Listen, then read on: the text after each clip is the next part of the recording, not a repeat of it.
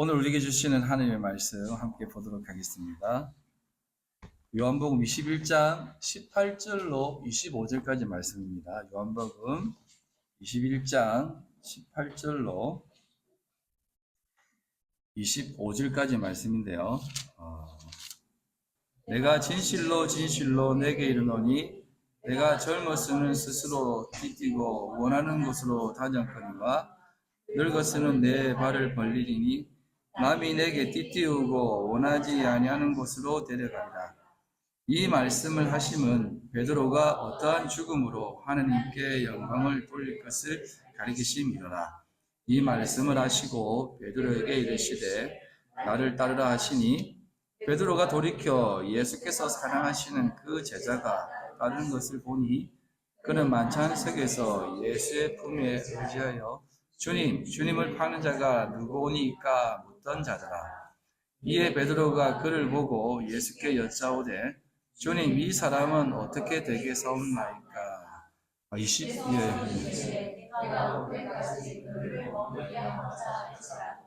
내게 무슨 상관이냐? 너는 나를 따르라 하시더라. 이 말씀이 형제들에게 나가서 그 제자는 죽지 아니하겠다 하였으나 예수의 말씀은 그가 죽지 않겠다 하신 것이 아니라 내가 올 때까지 그를 머물게 하고자 할지라도 내게 무슨 상관이냐 하신 것이로라. 이 일들을 증언하고 기록한 자가 이 사람이라. 우리는 그의 증언이 참된 줄 아노라. 예수께서 행하신 일이 이외에도 만일 낱낱이 기록된다면 이 세상이라도 이 기록된 책을 두기에 부족할 줄 아노라. 아멘.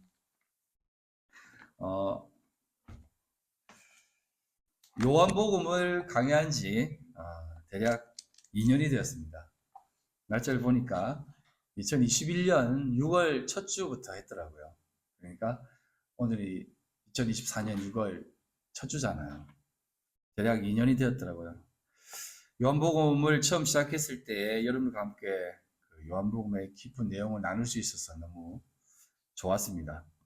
그러다가 또 여전히 어려운 부분이 이렇게 봉착되어지면 참 고민도 많이 되고 이 말씀을 어떻게 전할까 고민도 많이 되었지만 그래도 지금까지 이렇게 쭉 하나님께서 하게 해주셔서 너무 감사하고 또 여러분들에게 귀한 말씀이 되어졌을 줄 믿습니다. 저는 그 말씀이라는 것이 던져지는 것이다라고 믿고 있어요. 말씀이라는 것은 이렇게 여러분들에게 이렇게 던져지는 겁니다. 그러면 이게 선포되어진다는 표현을 하는데 이렇게 던져지면 이것을 받는 사람이 있는가 하면 못 받는 사람이 있고 또 어떤 사람들은 피하기도 하고 어떤 사람들은 그것에 맞아 막 쓰러지기도 하고 또 어떤 사람은 그것을 맞았지만 너무 튼튼해가지고 아무런 감도 못 느끼는 사람들도 있습니다. 그런 것 같아요. 그래서 성경이라든지 말씀은 사실상 하나님께서 우리에게 던지시는 말씀이다라고 생각하시면 될 것 같아요. 오늘도 제가 이 말씀을 준비하면서 여러분들에게 이 말씀을 던질 겁니다. 그러면 여러분들은 그것을 잘 이렇게 딱 캐치하시면 됩니다. 캐치하시고 나 이 말씀 받고 왜 안 죽지? 이렇게 생각하지 마시고 이 말씀 받고 왜 아무런 감흥이 없지? 이렇게도 생각하지 마세요. 그 말씀은 이렇게 딱 던져지는 것인데 그게 언제 작동되어질지 모릅니다. 그게 어느 순간 우리 몸에서 빵 터질지 모르니까 항상 그 말씀을 잘 이렇게 간직하시기 바랍니다. 그리고 어떤 사람이 이런 얘기를 하시더라고요.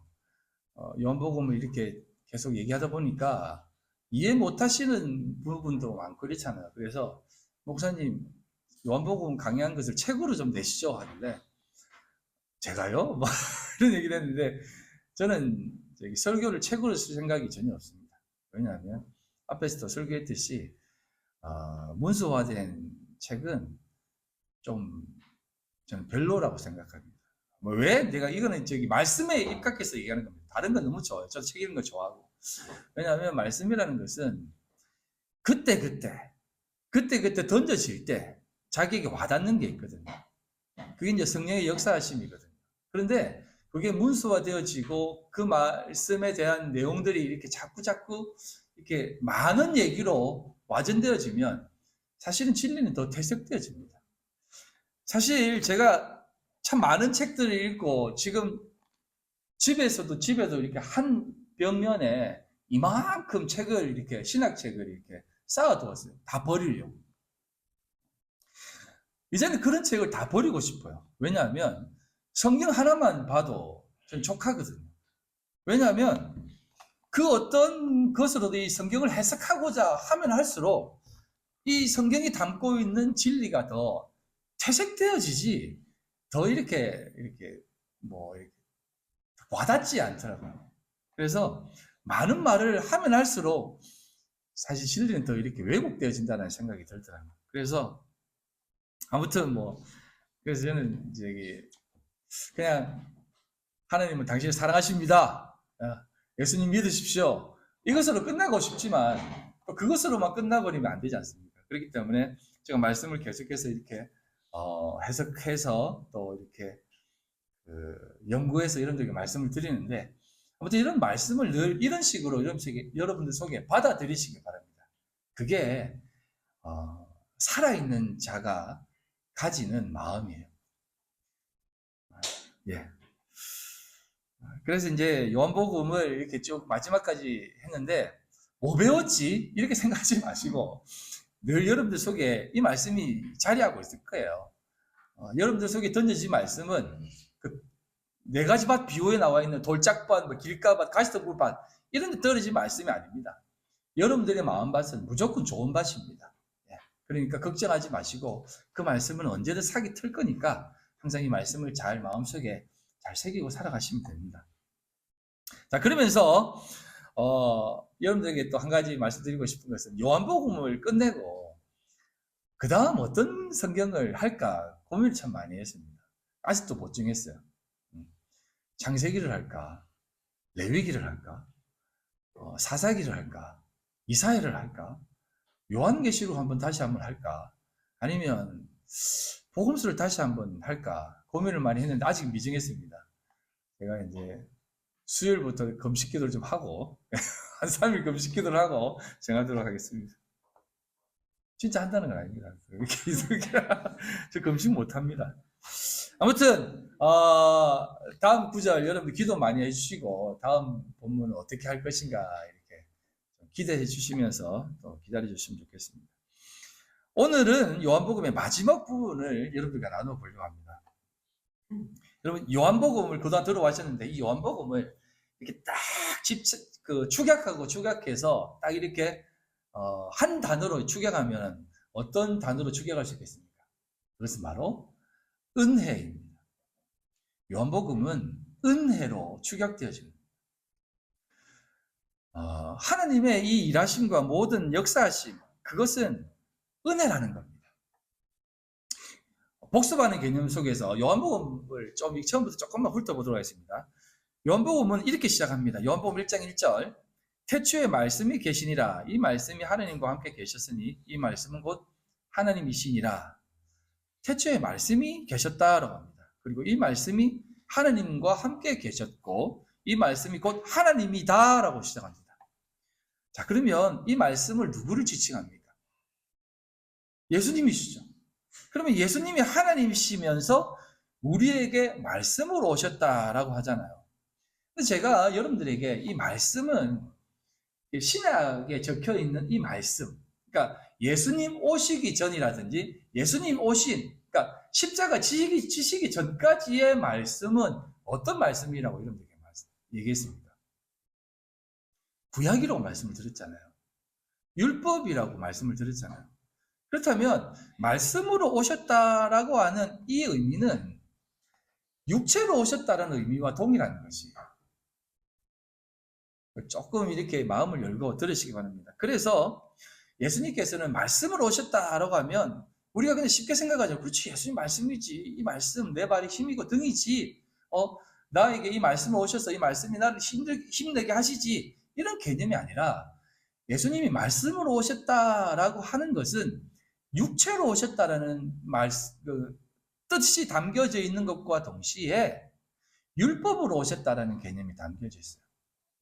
그렇기 때문에 여기에는 두 가지 의미가 크게 담겨져 있습니다. 말씀으로 오셨다라고 하는 개념은 기본적으로 앞에서 말씀을 드렸듯이 구약으로 오셨다라는 개념이에요. 이것은 죄인의 모습으로, 율법의 모습으로 오셨다는 개념입니다. 율법이 우리를 구원할 수 있습니까? 없죠. 율법으로는 우리를 구원할 수 없습니다.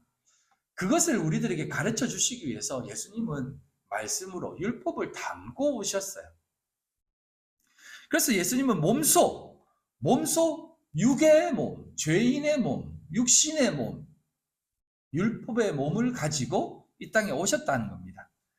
그게 하나님을 담고 오셨다는 거예요. 여러분, 성육신이라고 하는 것은 그냥 단순한 의미가 아닙니다. 하나님이 인간이 되셨다. 이건요, 그냥 단순한 개념이 아니에요. 하나님이 우리를 위해서 우리와 같은 존재로 오셨다는 개념입니다. 다시 말해서 우리 인간들은요, 항상 율법에 매여 있잖아요. 육에 매여 있잖아요. 육체에 매여 있잖아요. 그렇기 때문에 그 모습을 담고 오신 겁니다. 그래서 그 모습이 죄인의 모습으로, 그러면 뭐 하나님이 죄인이냐라고는 개념이 아니에요. 하나님 앞에서는 죄인도 없고 선도 없고 악도 없어요. 하나님은요, 선악을 다 품고 계신 분이십니다. 그렇기 때문에 육체로 오셨다, 율법으로 오셨다라고 하는 그 개념은 하나님이 모든 것을 다 담고 오셨다라는 개념으로 되어지는 겁니다. 그래서 예수님께서는 이 율법으로 오신 그 모습 속에서 우리에게 그 율법으로 이렇게 걸어가시는 거예요. 그런데 여러분, 예수님이 무엇에 공격을 받았습니까? 예수님이 공격받은 게 있잖아요. 무엇을 공격받았습니까? 율법으로 공격받았습니다. 너 율법 왜 안 지키느냐? 라고 하면서 율법을 가장 잘 지키는 종교 지도자들, 바리새인과 서기관들의 공격을 받았다니까요. 말씀으로 오신 그분께 말씀으로 공격한다는 겁니다. 이거는요, 말씀으로 공격받기 위해서 나도 공격받아야 된다라고 하는 것을 담고 있는 겁니다. 다시 말씀드리면 우리도 그 공격을 받는 모습 속에서 있기 때문에 예수님이 그 모습까지도 다 담고 살아내시기 위해서 오셨다라는 개념이 담겨져 있어요. 그래서 예수님께서는 그 율법으로 오셔서 율법에 맞아 죽으시는 것이에요. 율법으로는 나도 죽는다라는 것을 담고 오신 거예요. 그래서 예수님은 말씀으로 오셨다라고 말씀하는 겁니다. 그럼에도 불구하고 이 율법이 담고 있는 구약의 말씀, 이게 어떤 개념입니까? 이건요, 진리를 담고 있잖아요. 그래서 율법이 악한 것이 아니다라고 얘기하잖아요. 우리를 죽게 만들지만 그것은 악한 것이 아니다라고 얘기하잖아요. 그래서 요한복음 19장 10절로 11절에 율법이 이렇게 기록되어 있습니다. 요거 조금 그 앞에 조금 설명을 드리고, 그래서 예수님께서 율법으로 맞아 죽기 위해서 오셨다라고 해서 율법으로 맞아 죽는 것처럼 보이지만 예수님은 율법에 의해서 맞아 죽는 것이 아니고 하늘에서 예수님을 사실은 맞아 죽게 하신 겁니다. 그러니까 하나님이 예수님을 죽이신 거예요. 그것은 율법으로 왔기 때문에 그거 죽어야만 된다는 겁니다. 그래서 요한복음 19장 10절로 11절 이렇게 얘기합니다. 빌라도가 이르되 내가 말하지 아니하느냐, 내가 너를 놓을 권한도 있고 십자가에 못 박을 권한도 있는 줄 알지 못하느냐. 예수께서 대답하시되 위에서 주지 아니하셨더라면 나를 해할 권한이 없으리니 라고 합니다. 그러니까 예수님이 십자가에 못 박혀 죽는 건, 율법에 의해 맞아 죽는 것은 하나님이 그렇게 하셨다는 겁니다. 그러니까 성육신하는 모습, 말씀으로 오셨다라는 것은 율법으로는 이렇게 죽을 수밖에 없다라는 것을 담고 오신 것이에요. 그래서 예수님 자신도 나도 죽는다, 너 나를 하나님으로 보지, 메시아로 보지, 육으로 온 나도 이렇게 죽는 것을 너희들에게 보여준 겁니다. 본인도 죽을 수밖에 없는 존재로 왔다라는 것을 우리에게 직접 보여주시는 거죠. 그럼에도 불구하고 오늘날 많은 앞에서 가르치는 목회자들이 이렇게 얘기하지 않습니까? 하나님이 찾으시는 사람은 99%의 100명이 아니라 100%의 헌신된 한 사람을 찾으십니다. 라고 하면서 온전한 사람이 되어라 라고 하잖아요.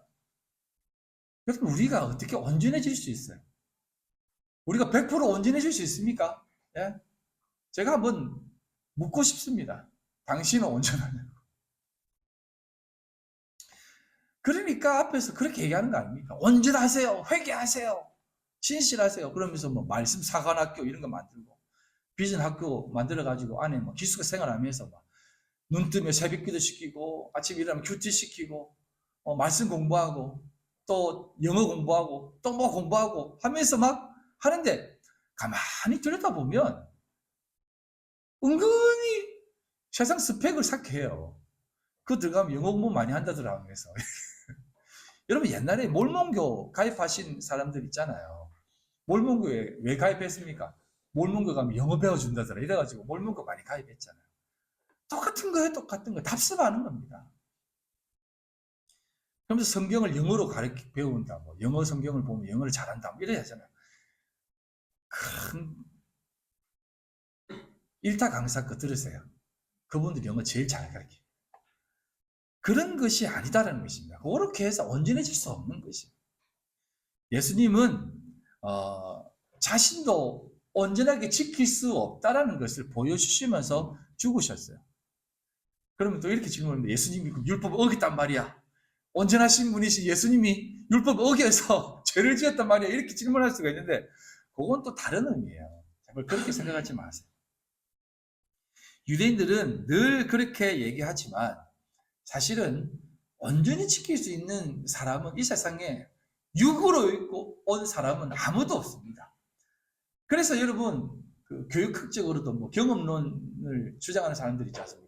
완벽한 환경에서 열심히 공부시키면 최고의 수준의 교육을 받을 수 있다고 하잖아요. 여러분, 신앙생활도 그렇습니까? 교회가 완벽하게 그렇게 훈련시키면 됩니까? 여러분, 완벽한 환경 속에 있는 공간이 어떤 공간입니까?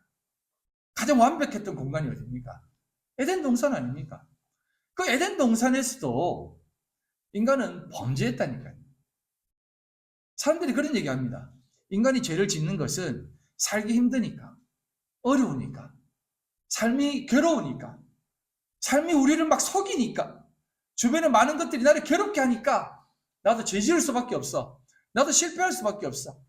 사람들이 미워할 수밖에 없어. 저런 인간은 어떻게 미워 안 할 수가 있어? 미워하는 죄 지을 수밖에 없어라고 말하지만 완벽한, 미워할 것도 없고 괴로울 것도 없고 힘들 것도 없는 그 완벽한 공간에 있는 에덴 동산에서도 사람은 죄를 지었다니까요. 그러니까 율법으로는 사람은 온전해질 수 없다라는 것을 성경은 늘 누누이 얘기해주고 있다는 겁니다. 그래서 예수님께서는 율법으로는 온전하게 지킬 수 없으니까 은혜만이 우리를 구원할 수 있다라고 하면서 예수님이 말씀으로 오셨다라고 얘기하는 거죠. 네? 그래 말씀으로 오셨지 이게 아니라 예수님도 그 말씀으로 오셔서 말씀으로 맞아 죽는 것입니다. 그래서 신명기 21장 23절에 이런 얘기가 있습니다. 그 시체를 나무 위에 밤새도록 두지 말고 그날에 장사하여 내 하나님 여호와께서 내게 기업으로 주신 땅을 더럽히지 말라. 나무에 달린 자는 하나님께 저주를 받음이니라 라고 하면서 율법에 나무에 달린 자마다 저주를 받는다라고 하는 그 저주가 그 율법에 의해서 예수님이 저주를 받는다는 것입니다. 그 예수님이 나무에 달리는 것이에요. 율법으로는 저주를 받을 수밖에 없다는 겁니다. 그래서 이 내용을 보고 오늘날 이스라엘 사람들, 유대인들은 지금도 주장합니다. 야, 율법에 나무에 달린 자마다 저주받은 사람인데 어떻게 메시아가 나무에 달려서 죽을 수가 있느냐? 그런 저주받은 사람이 될 수 있느냐라고 주장하면서 그 사람은 메시아가 아니다라고 얘기하는 것이에요. 그 사람도 결국 저주받아 죽었다라고 얘기하는 것입니다. 그런데 우리 믿는 사람들은 예수님이 십자가에 달리신 것이 저주받아 죽은 것입니까? 예, 맞습니다만 그 저주는 어떤 저주입니까? 사도 바울이 이렇게 얘기합니다. 갈라디아서 3장 12, 13절. 율법은 믿음에서 난 것이 아니니 율법을 행하는 자는 그 가운데에서 살리라 하였느니라. 율법을 행하는 자는 그 가운데 산다라고 합니다. 그 사는 삶이 죽은 삶이란 것이에요. 그리스도께서 우리를 위하여 저주를 받은 바 되사 율법의 저주에서 우리를 속량하셨으니 기록된 바 나무에 달린 자마다 저주 아래 있는 자라 하였습니다. 예수 그리스도께서 직접 율법의 저주를 받아 우리에게 율법의 그 저주를 끊어버리신다라는 겁니다. 그러니 너희들도 그 율법의 저주에 있지 말고 나를 믿어 그 저주에서 속량되어라는 것입니다. 여러분, 속량하셨다라는 말이 어떤 의미입니까? 속량했다는 말 아세요? 이게 영어로 redeem인데 이게 이제 뭔가를 산다라는 겁니다. 그러니까 이게 그 차감한다는 뜻입니다. 이게 그러니까 뭔가를 돈을 주고 값을 지불한다는 뜻인데 헬라어로 엑사고라조라는 단어인데 이것이 이제 직역을 하면 율법의 저주에서 자신이 대신 저주를 받아서 값을 치루었다라고 하는 겁니다. 그러니까 예수님이 저주를 받았다는 것은 맞는 겁니다. 그래도 불구하고 예수님의 그 저주받아 달리신 죽음은 우리를 대신한 그 저주받음을 속량하시기 위해서 값을 치르기 위해서 받으셨다라는 거죠. 그래서 그것이 가장 큰 은혜다라는 겁니다. 그래서 말씀으로 오셨다라고 하는 첫 번째 의미가 그게 담겨져 있는 것이에요.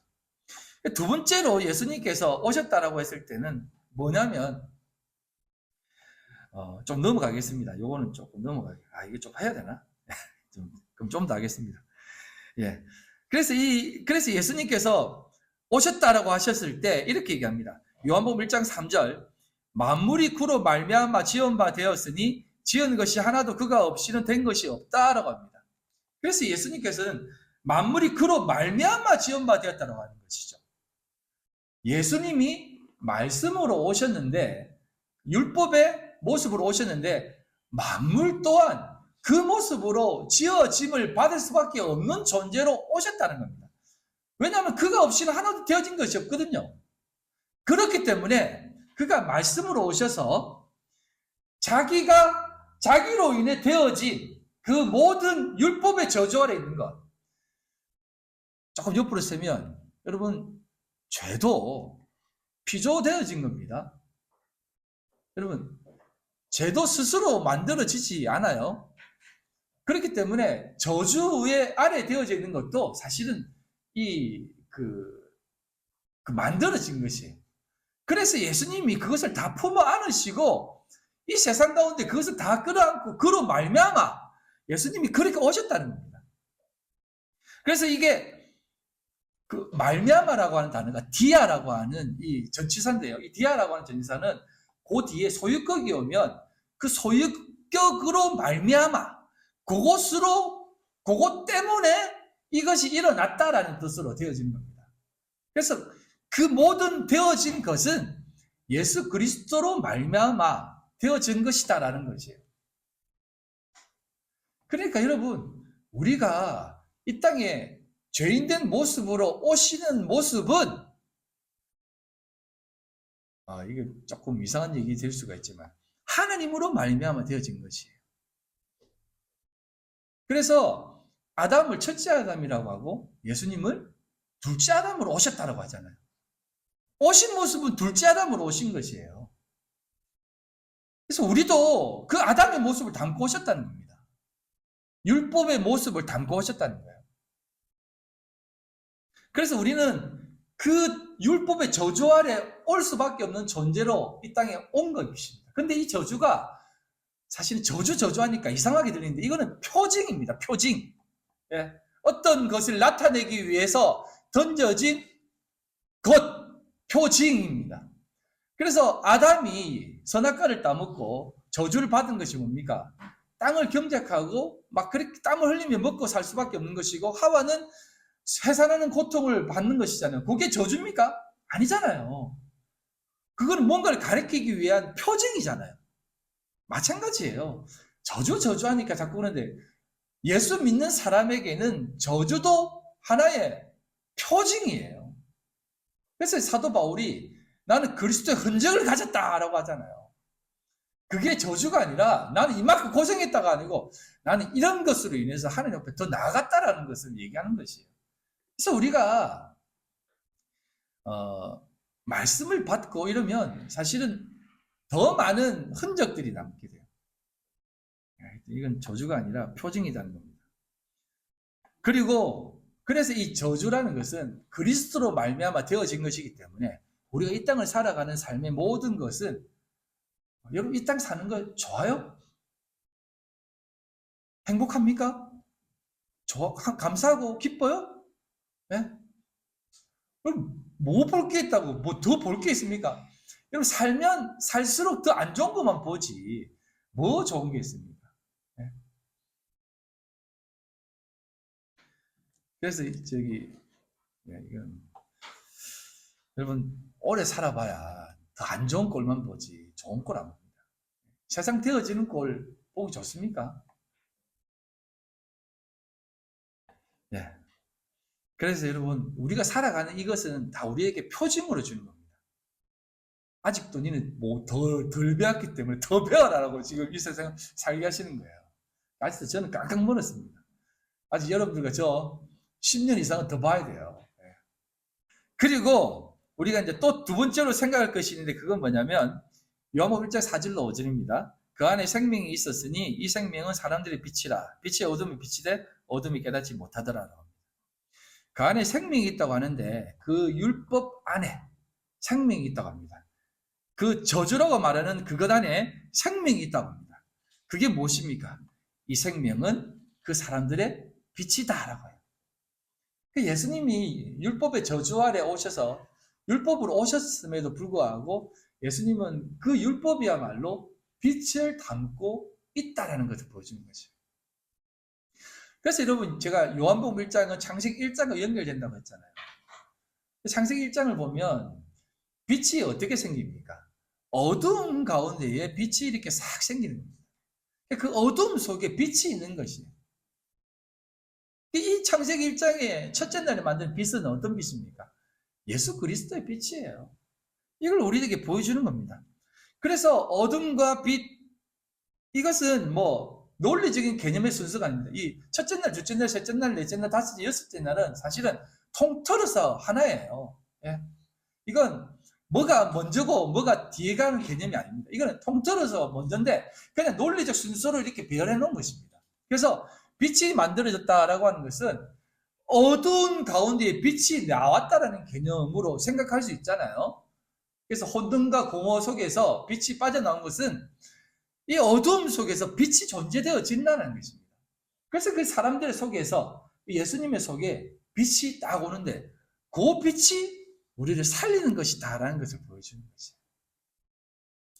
그래서 빛과 어둠은 사실은 같은 의미입니다. 그리고 두 번째 등장하는 게 뭡니까? 궁창과 물이잖아요.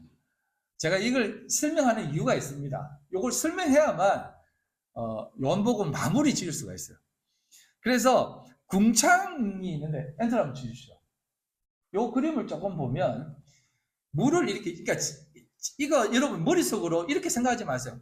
지구라는 것을 이렇게 딱 생각해서 지구 위에 이렇게 물이 있고 지구 밑에 바다가 이런 개념을 생각하시면 안 됩니다.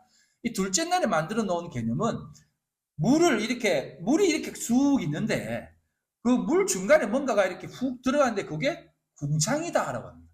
그럼 궁창이 무슨 뜻이에요? 궁창이 하늘의 창이라고 하는데 이게 이제 라키아라고 하는 단어인데 여기 이렇게 쫙 펼쳐놓은 하늘이란 뜻이에요. 그럼 평평이 일어나시죠? 약간 이제 뭐 조금 이제 개념이 이상한 쪽으로 이렇게 발달된 사람들인데 저는 사실은 그 이론도 조금 영적으로 보면 신빙성이 있다. 그러니까 논리적, 그러니까 과학적으로 보면은 전혀 비과학적인데 그 개념으로 보면 그런 개념이 맞을 수 있어요. 그러니까 하늘이 이렇게 쭉 펼쳐진 것입니다. 그게 궁창이라고 그래요. 물이 이렇게 있으면 물을 이렇게 위에 물과 아래 물 중간에 궁창이 빡 들어가는데 그걸 라키아라고 하는데 이 라키아가 어떤 뜻이냐면 자 보십시오. 창세기 1장 6절입니다. 하나님이 이르시되 물 가운데에 궁창이 있어 물과 물로 나뉘라 하시고라고 하는데 물 가운데 궁창을 하는데 이게 이제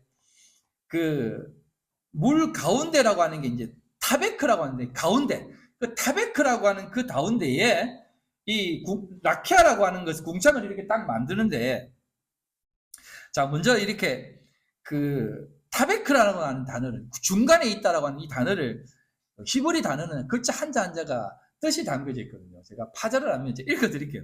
저기 또 어려우니까. 타우, 라는 말이 앞에 칠 때가 나오는데, 타우는 그 히브리어의 제일 끝에 나오는 단어예요. 그냥 들으시면 됩니다. 이 제일 끝에 나온 이 타우라는 단어는 표, 인, 예수님, 새하늘과 새 땅이라는 뜻이 담겨져 있습니다. 그리고 그 두 번째 글자인 바우는 연결고리, 아담, 사람, 하나님 나라에 연결된 지체라는 뜻이 있어요. 그러니까 연결, 하나님 나라의 지체로서 사람, 아담, 어떤 연결된 존재로 있는 것을 얘기하는 겁니다. 그리고 세 번째 글 카프는 의로움, 구원, 지키는 것, 질그릇 안에 보배, 그리고 시온이라는 뜻이 있습니다. 그래서 이 중간에 딱 이 중간이 어떤 뜻이냐면 예수 그리스도와 연결된 존재로 하나님께서 말씀하신 그 장소로 건너되어지는 그 가운데의 의미를 담고져 있는 것이에요. 타베크라고 하는 단어가. 그래서 가운데라고 하는 타베크는 하나님이 어떤 지정된 장소를 얘기하는 겁니다.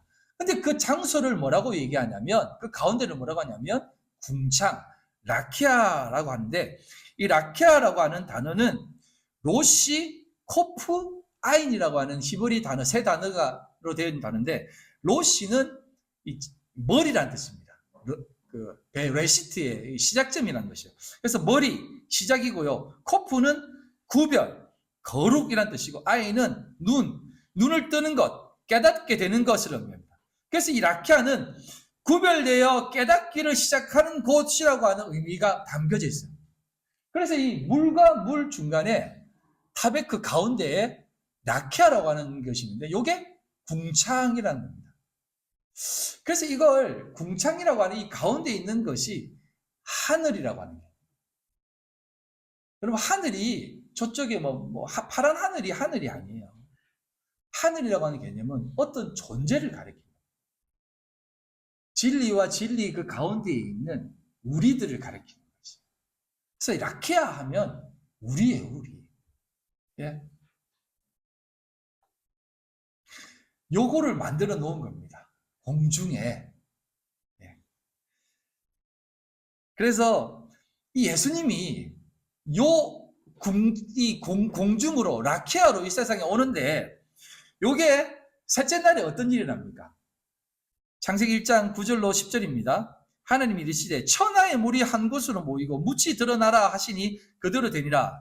하나님이 묻을 땅이라 부르시고 모인 물을 바다라 부르시니 하나님이 보시기 좋았다라고 합니다. 요 물을 이렇게 딱 갈라놓고는 그러니까 가운데 라키아를 만들었잖아요. 그런데 이 물을, 천지의 물이 하나로 확 뭉쳐지게 돼요. 어떤 그 창조과학회에서 이렇게 얘기하죠.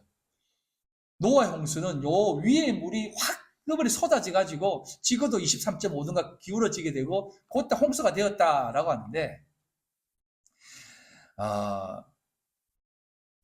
그렇게 보지 마죠. 창세기는 인류의 기원, 어떤 그 역사적 그 지구의 탄생설 이걸 담고 있는 거 아닙니다. 창세기는요, 영적인 비밀이 담겨져 있어서 그런 개념이 아니에요. 그래서 이 물이 확 합쳐집니다. 그래서 어디로 나가냐면 바다로 확 들어가요. 그리고 묻이 훅 드러나죠. 묻을 뭐라고 하냐면 이 묻을 땅이라고 해요. 자, 그러면 여러분, 물이 이렇게 푹 되고 땅이 이렇게 훅 드러났을 때 그 라키아가 어떤 존재로 나타나는 개념을 보여줍니다. 땅이라고 하는 개념으로 훅 드러나게 돼요. 여러분, 이런 얘기 어디서 한 번도 안 들어보셨죠? 그래서 지금 목사님 무슨 얘기하는가 싶을 수 있는데 이거 좀 잘 들어보시면, 그래야만 우리가 예수를 올바로 믿을 수가 있어요. 그래서 땅으로 훅 드러나면서 물이 합쳐집니다. 여러분, 위에 물과 아래 물이 합쳐지면 제가 뭐라고 얘기했습니까? 멸망이라고 말씀드렸습니다. 진리의 물이 땅에 쏟아지면 멸망이라고 했어요. 그래서 그 멸망의 사건을 담고 있는 것이 노아의 홍수 사건이에요. 노아의 홍수 사건으로 합쳐지면서 묻이 드러나잖아요. 그래서 이 노아의 홍수 사건으로 물이 위에서 떨어지면서 합쳐지면서 뭐가 드러납니까? 방주가 떠오르잖아요. 묻이 드러난, 땅이 드러난다는 것은 그런 개념을 얘기하는 거죠. 그래서 나중에 하나님이 그 땅으로 무엇을 만듭니까? 아담을 만들어요. 첫째 아담. 그래서 예수님이 어떤 존재로 오셨다? 둘째 아담으로 오셨다. 그러니까 하늘이 땅을 담고 이 세상에 오는 것입니다. 그러니까 지금 여러분들이요. 제가 왜 은혜라고 얘기했냐면 여러분들은 지금 하늘의 존재예요. 여러분들은 하늘의 존재인데 지금 땅을 입고 이 땅에 오신 거예요. 여러분이 예수님의 형상으로 오셨잖아요. 그래서 이 땅에 세 가지 식물을 만드는데 풀, 씨 맺는 채소, 씨를 가진 열매 나무를 이렇게 만듭니다. 씨를 가진 열매 나무가 뭐겠어요? 이게 생명나무예요. 씨 가진 채소, 이게 말씀에 곱씹어 먹는 말씀인 것입니다. 그래서 풀은 씨 맺는 그 풀은 각종 짐승들의 먹이가 되고 사람은 씨를 가진 채소와 씨 맺는 열매를 먹는 것이에요. 그래서 하늘을 알아가는 것입니다. 그래서 예수님이 오신 그 의미와 이유를 조금 깊게 생각을 하면 제가 요번 마무리 이 서론적인 부분을 이렇게 길게 하는 게 뭐냐면 우리 인간이 오셔서 예수님이 오셔서 네가 나를 사랑하느냐라고 하시죠. 내 양을 먹이라, 내 양을 치라, 내 양을 먹이라 라고 하는 그 말이 단순히 전도해라, 기도해라, 뭐 전도해서 뭐 복음 전해라 이런 개념이 아니라 이건요 하나님의 뜻이 무엇인지를 잘 알아 그 삶을 가지고 살아는 뜻입니다. 그래서 이게 창세기 1장 26절로 29절에 나와 있는 개념이 담겨져 있는 것이에요. 하나님이 이르시되 우리의 형상을 따라 우리의 모양대로 우리가 사람을 만들고 그들로 바다의 물고기와 하늘의 새와 가축과 온 땅과 땅에 기는 모든 것을 다스리게 하자 하시고 하나님이 자기 형상 곧 하나님의 형상대로 사람을 창조하시되 남자와 여자를 창조하시고 하나님이 그들에게 복을 주시며 하나님이 그들에게 이르시되 생육하고 번성하여 땅에 충만하라 땅을 정복하라 땅에 바다의 물고기와 하늘의 새와 땅에 움직이는 모든 생물을 다스리라 하시니라. 하나님이 이르시되 내가 온 지면에 씨 맺는 채소와 씨 가진 열매 맺는 모든 나무를 너에게 주노니 너희의 먹을 거리가 되리라. 내 양을 먹이라, 내 양을 치라, 내 양을 먹이라라고 하신 예수님의 그 명령은 이러한 모든 것을 담고 온 예수 그리스도의 삶을 본받아 우리도 이 세상에 그렇게 살라는 것입니다. 여러분들이 하늘적 존재였음에도 불구하고 이 육신의 모습으로 이 땅을 살아가는 것이 다 이런 의미가 있는 것이에요. 아담이 와가지고 세상을 다스리며 살았습니다. 에덴 동산에. 근데 이 요한복음에 나와 있는 이 구원의 사역을 완성하기 위해서 아담에게 이 세상의 모든 것을 다스리기 위해서는 이 땅에 담겨져 있는 모든 율법적 저주 아래 있는 것들까지 다 품게 하시기 위해서 우리를 이 세상에 던져 보내신 것이에요. 그래서 예수님이 이렇게 얘기하잖아요. 양을 이리 가운데에 보낸다라고 하잖아요. 여러분, 양을 이리 가운데에 보내면 무슨 일이 납니까?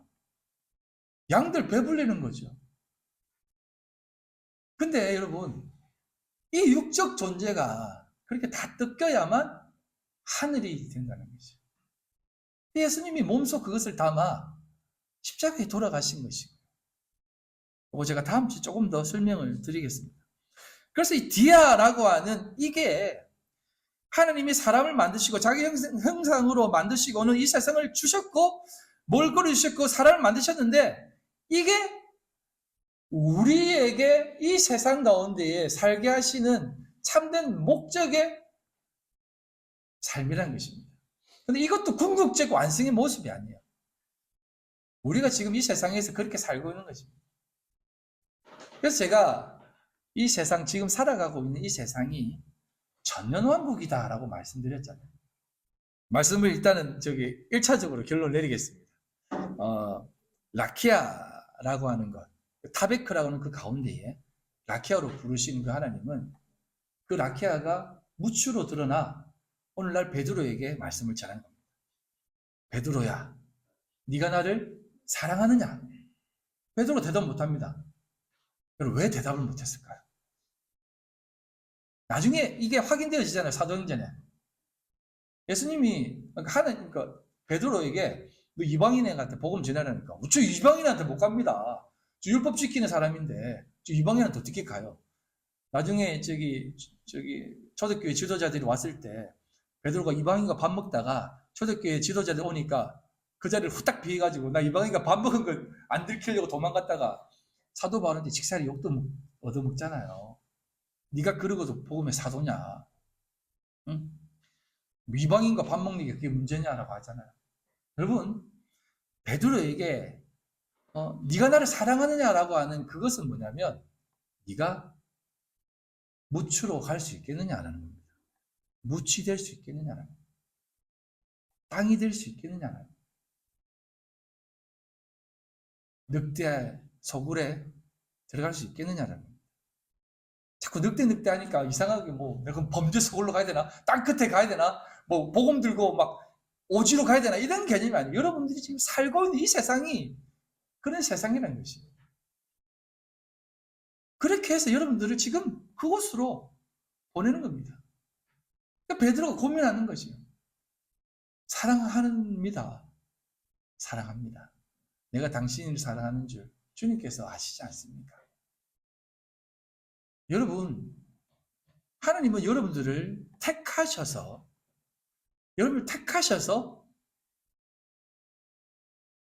이렇게 공중에 붕 떠 있는 이렇게 영적인 세상 속에서 자기는 다른 차원에 살고 있는 그런 존재를 부르신 게 아니에요.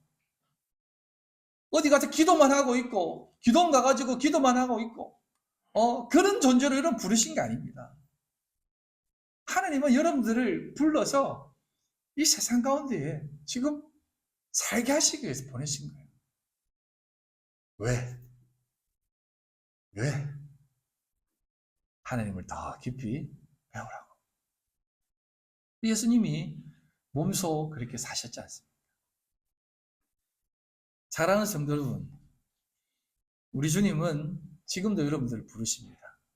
오늘도 부르시고 오늘도 여러분들을 보내십니다. 늘 왜 하나님 내가 이 자리에 있습니까? 하나님 내가 왜 이 상황에 있습니까? 나만 힘든 것 같은데요. 나만 괴로운 것 같은데요. 라고 생각하는 그 마음이 있을 줄 압니다. 그런 마음 당연한 겁니다. 때로는 감사와 기쁨이 있습니까? 하나님이 주시는 복된 누림의 자리입니다. 잘 보충하십시오. 여러분들은 언제 어디로 이끄실지 모릅니다. 하지만 그 자리도 역시 하나님이 여러분들에게 무추로 보는 자리다. 이 말, 자리다라는 것을 꼭 기억하시고 오늘도 주님이 이 땅에 오신 그 모습 여러분들 담고 있다는 걸 생각하시고 그 질문을 가지고 네가 나를 그렇게 보고 그렇게 사랑하느냐? 말씀으로 보고 있느냐? 빛으로 보고 있느냐? 그러면 내 양을 먹이라. 내 양을 치라. 내 양을 먹이라. 라고 말씀하신다는 것을 꼭 기억하고 오늘도 그 주님, 참된 구원자 되신 주님을 바라보고 사시는 여러분들 되시기를 주님의 이름으로 간절히 소망합니다. 하나님 아버지 감사합니다. 오늘도 이 세상을 바라보면 여전히 이해되지 못하고 또 왜 세상이 이럴까? 하나님을 믿는 사람들이 이렇게 많고 이 세상을 위해 기도하는 사람들이 이렇게 많은데 왜 이 세상은 여전히 전쟁과 기근과 폭력과 분쟁과 그 대립과 갈등 속에 살아가고 있습니까? 아버지 하나님, 그 삶을 다시 한번 깊이 들여볼 수 있도록 도와주시고 우리 성도들이 그 가운데에 어떤 삶으로 살아가야 될지를 고민하며 기도하며 깨닫는 삶이 되게 하여 주시옵소서. 모든 것 주님께 올려드리며 살아계신 예수님의 이름으로 간절히 기도드립니다. 아멘.